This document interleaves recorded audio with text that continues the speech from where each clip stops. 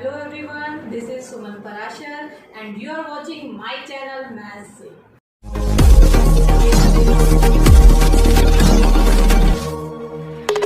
Hello students, आज की इस वीडियो में हम करेंगे दो most important theorem of this chapter. First is the mid point theorem and second is the converse of mid point theorem. So let's start. Theorem 8.9 theorem 8.9 है mid point theorem. क्या है इसकी statement? The line joining the mid points of two sides of a triangle is parallel to the third side. इस statement का क्या meaning है? देखिए यहाँ पे हमें गिवन है ट्राइंगल ए बी सी, तो आप गिवन में सबसे पहले लिखेंगे ट्राइंगल ए बी सी और यहाँ गिवन है दो साइड्स के mid point of two sides. वो कौन सी दो साइड्स हैं? ए बी और ए सी।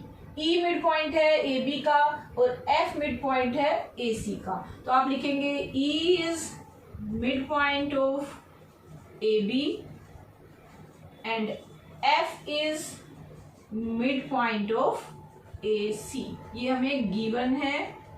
आगे देखिए statement is parallel to third side. कौन सी line parallel to third side है जो आपको प्रूव करना है? The line segment joining the mid point.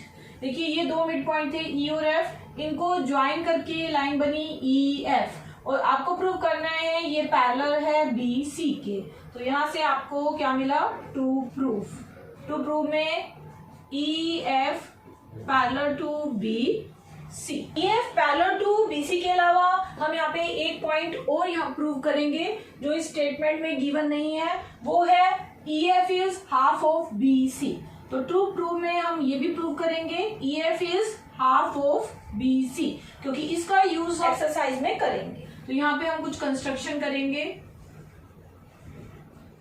क्या कंस्ट्रक्शन करेंगे? देखिए बी ई के पैरेलल हम सी वर्टेक्स से एक यहाँ पे लाइन ड्रॉ करेंगे।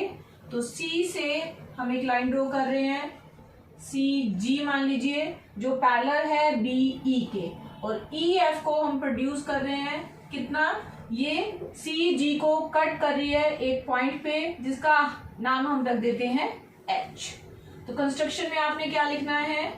Through vertex C of triangle A B C we draw a line C G parallel to B E, और आप बोल सकते हैं बी ए।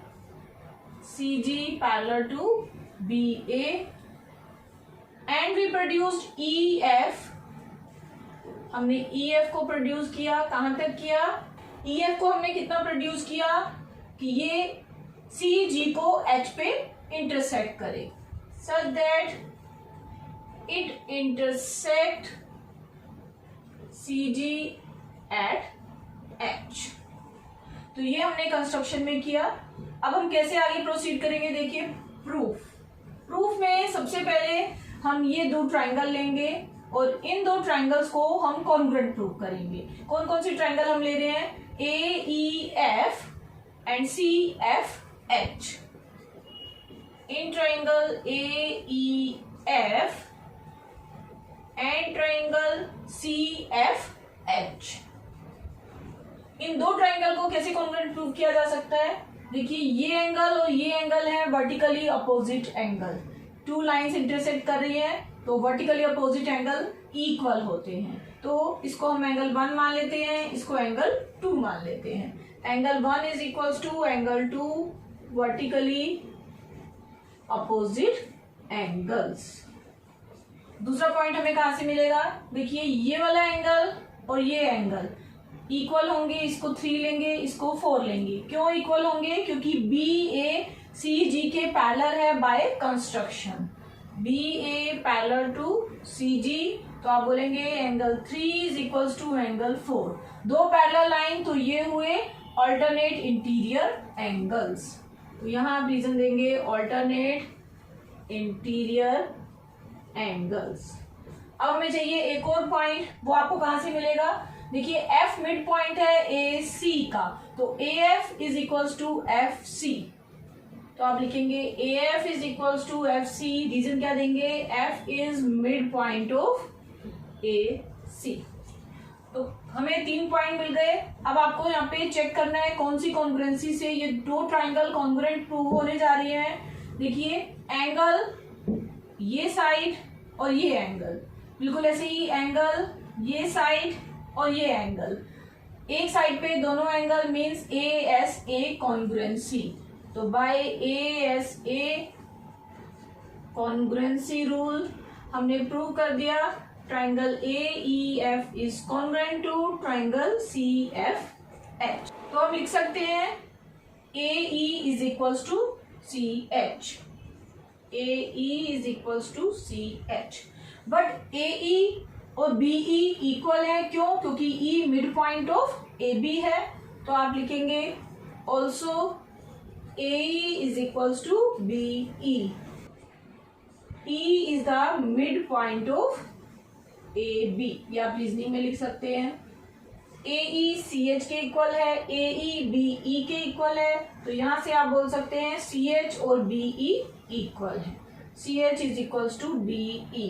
तो इसको हम मान लेते हैं इक्वेशन 1। CH और BE हमें इक्वल मिल गए और CH और BE पैरेलल भी हैं। कैसे? As AB parallel to GC। अगर AB और GC पैरेलल हैं तो उनके पार्ट्स भी आपस में पैरेलल होंगे। तो आपको क्या मिल गया? BE और CH पैरेलल हैं। तो यहां से आप बोल सकते हैं CH पैरेलल टू BE और इसको हम मान लेते हैं इक्वेशन 2। हमारे पास दो इक्वेशन आ गई, CH equals to BE, CH parallel to BE। CH BE के पैरेलल भी है और CH BE के इक्वल भी है। तो अगर हम देखें EBCH एक क्वाड्रिलेटर में one pair of sides are equal and parallel, तो ये क्वाड्रिलेटर बन जाता है एक पैरेललोग्राम। तो आप यहाँ पे लिखेंगे इन quadrilateral EBCH one pair of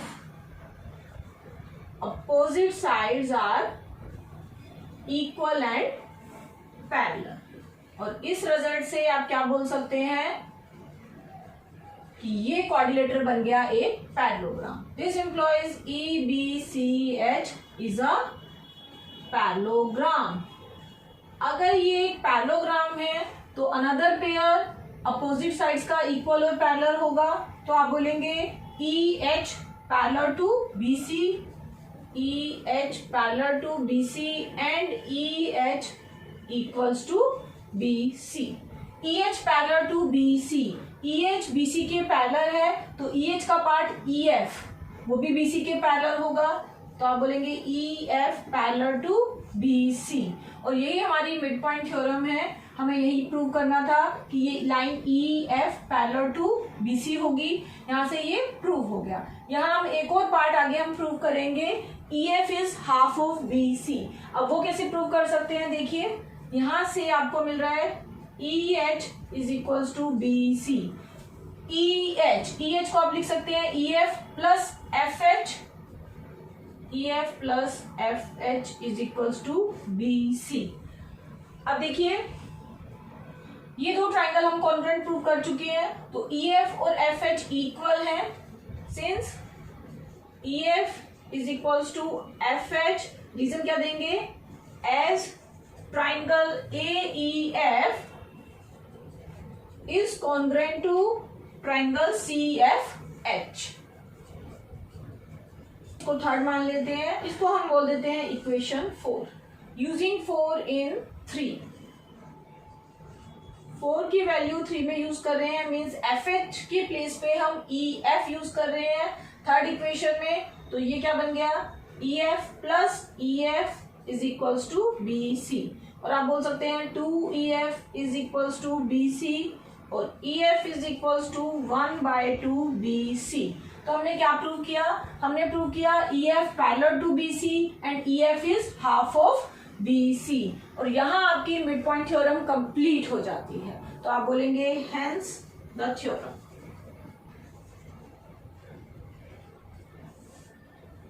next theorem है थ्योरम 8.10 और ये है converse of mid point theorem. The line drawn through the midpoint of one side of a triangle parallel to another side bisect the third side. क्या है इसकी statement देखिए, a line draw through the mid point of one side, means हमें एक side का mid point given है, तो हम ले लेते हैं E mid point of A B in triangle A B C. ये आपको गिवन है, एक ही साइड का मिड पॉइंट आपको गिवन है यहाँ पे ए बी का। आगे क्या बोल रहे हैं, line drawn through the mid point of one side, means इस मिड पॉइंट से एक लाइन ड्रॉ की गई है, that is parallel to another side. ये line E F parallel to B C, ये भी आपको गिवन है, तो आप गिवन में लिखेंगे E F parallel to B C. Bisects the third side, third side है ए सी।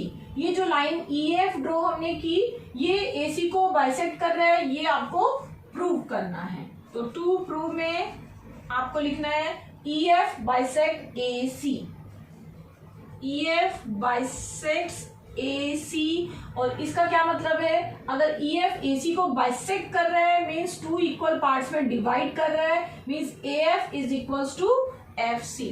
तो और में आप लिख सकते हैं A F is equals to F सी।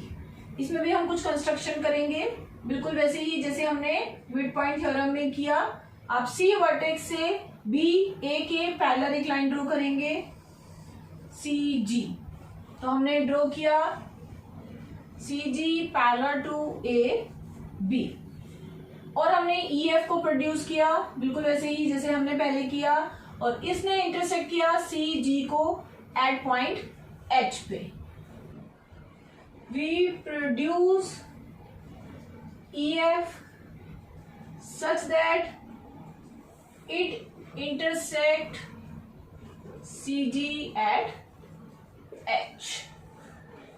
अब हमें क्या करना है, देखिए E F parallel to B C, ये हमें गिवन है, तो हम यहीं से प्रूफ स्टार्ट करेंगे। Since E F parallel to B C, ये हमें गिवन है। अगर ई एफ बी सी के पैरेलल है और ई एफ को प्रोड्यूस किया गया है एच तक, तो ई एच भी बी सी के पैरेलल हुआ, तो आप बोलेंगे E H parallel to B C. तो इसको हम मान लेते हैं फर्स्ट पॉइंट। अब देखिए सी जी पैरेलल टू बी ए, ये हमने कंस्ट्रक्शन में किया बाय कंस्ट्रक्शन। सी जी और बी ए पैरेलल है, तो उनके पार्ट्स भी आपस में पैरेलल होंगे। तो यहां से आपको मिल गया C H parallel to B E, तो आप बोलेंगे C H parallel to B E, और इसको हम मान लेते हैं इक्वेशन 2। अब 1 और 2 को आप देखिए, इक्वेशन 1 बोल रही है E H parallel to B C, और इक्वेशन 2 बोल रही है C H parallel to B E. एक quadrilateral E B C H में अपोजिट साइड्स पैरेलल हैं, तो ये क्वाड्रिलेटर बन जाता है पैरेललोग्राम। तो आप बोलेंगे फ्रॉम 1 and 2 द क्वाड्रिलेटर, क्या नाम है उसका, E B C H, E B C H becomes a parallelogram. अगर ये क्वाड्रिलेटर एक पैरेललोग्राम है तो अपोजिट साइड्स पैरेलल के साथ साथ इक्वल भी होंगी, तो आप बोलेंगे BE equals to C H, BE is equals to C H. इसको आप मान लीजिए इक्वेशन 3। बट बीई और एई इक्वल है, क्यों, क्योंकि हमें गिवन है E mid point of A B, तो आप बोलेंगे but BE is equals to AE. Equation number 4, reason क्या है, E is the mid point of A B. तो फ्रॉम 3rd and 4th हम क्या बोल सकते हैं, फ्रॉम 3rd and 4th हम बोल सकते हैं बीई सी एच के भी इक्वल है, बीई ए के इक्वल है, तो सी एच ए ई के इक्वल आ गया, और इसको हम मान लेते हैं इक्वेशन नंबर 5। तो हमें सी एच और ए ये दो साइड इक्वल मिल गई। अब नेक्स्ट स्टेप में हम ये दो ट्राइंगल्स को कॉन्ग्रुएंट प्रूव करेंगे। तो ले लेते हैं ये दोनों ट्राइंगल, कौन कौन सी ट्राइंगल है, ए ई एफ और C F H. In triangle A E F and C F H, कैसे इन दो ट्राइंगल को कॉन्ग्रुएंट प्रूव करेंगे, देखिए ए ई और सी एच इक्वल है, हमने अभी अभी प्रूव किया, A E is equals to C H from equation number 5। और आपको क्या इक्वल गिवन है, यहाँ पे ये दो साइड्स इक्वल है, ये एंगल और ये एंगल इक्वल है, इनको एंगल 1 और एंगल 2 मान लेते हैं। और ये कौन से एंगल है, क्योंकि ये साइड्स पैरेलल हैं, दो साइड्स पैरेलल हैं, तो ये हुए अल्टरनेट इंटीरियर एंगल। रीजन देंगे अल्टरनेट इंटीरियर एंगल्स। फिर से एक और एंगल हमें चाहिए, तो देखिए ये एंगल और ये एंगल, इसको हम ले लेते हैं एंगल 3, इसको एंगल 4। एंगल 3 और 4 फिर से हुए अल्टरनेट इंटीरियर एंगल। क्यों? क्योंकि ये दो साइड्स पैरेलल और इस बार ई एच एक ट्रांसवर्सल है, तो 3 is equals to 4। Same reason से हो गई इक्वल अल्टरनेट इंटीरियर एंगल्स। दो ट्राइंगल है, उन दोनों ट्राइंगल में ये एंगल, फिर साइड, फिर एंगल। यहाँ पे भी देखिए ये साइड, ये एंगल और ये angle, A S A congruency में दिखाई दे रही है। तो by A S A congruency rule, triangle A E F is congruent to triangle C F H. ये दो ट्राइंगल अगर कॉन्ग्रुएंट है तो आप क्या बोल सकते हैं, ए एफ और एफ सी साइड इक्वल है, ये साइड और ये साइड। तो आप बोलेंगे A F is equals to F C C P C T. A F is equals to F C का क्या मतलब है कि एफ हो गया mid point of A C, F is mid point of A C, F mid point of A C. और आप क्या बोल सकते हैं, ई एफ ए सी को बाइसेक्ट कर रहा है, और आप लिखेंगे ई एफ बाइसेक्ट्स ए सी। और यही हमें यहाँ प्रूव करना था, हैंस प्रूव्ड।